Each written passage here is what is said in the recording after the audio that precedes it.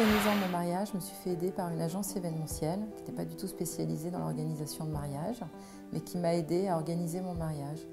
Et j'ai trouvé qu'on pouvait en faire un concept, créer une agence entièrement dédiée à l'organisation de mariage.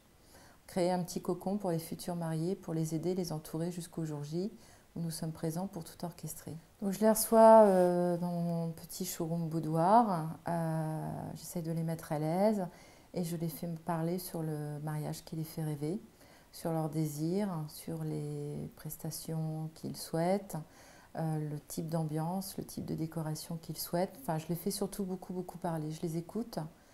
Et suite à ça, je leur fais des propositions de décoration, de scénographie, d'animation pour le mariage. Il y a un premier rendez-vous où on fait connaissance. C'est là où je prends le maximum d'informations sur leur mariage. Et suite à ça, je leur fais parvenir un devis détaillé. Il y a 6 ou 7 rendez-vous. Un pour expliquer le devis.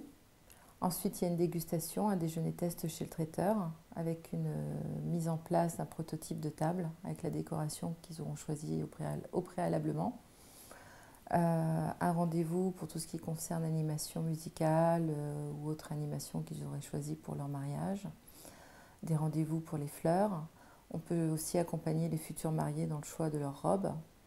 Bien sûr, il y a les faire-part, tout ce qui est faire-part. Donc, je travaille avec une créatrice. Donc moi, je prends le premier brief et ensuite, ils rencontrent ma créatrice qui va leur faire des propositions pour faire un faire-part qui est personnalisé en fonction de la thématique de leur mariage. Je suis présente avant l'arrivée des prestataires pour les accueillir. Donc ils ont un déroulé de toute la journée que je leur ai communiqué avant la prestation.